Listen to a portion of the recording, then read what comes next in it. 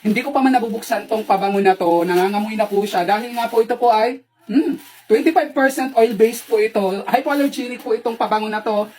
Cucumber melon niya palang scent. So, amoy prutas, amoy candy po yung atake nito. Pambabae nga pala to, pero ang in-order kong pabango is yung mga sweet lang na pabango. Ayoko ng mga barako na amoy. Gusto ko talaga yung mga pangbabae, no? Ang bango.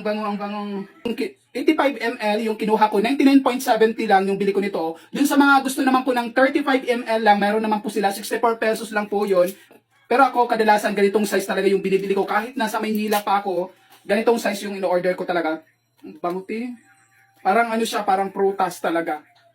Hypoallergenic ha, ulitin ko lang para dun sa may mga allergic po sa pabango. So wala po siyang allergic reaction dun sa mga skin na sensitive po, okay? Kaya sa mga gusto po ng sweet lang yung atake, amoy prutas, amoy candy ka lang, cucumber melon na ang i-check out nyo.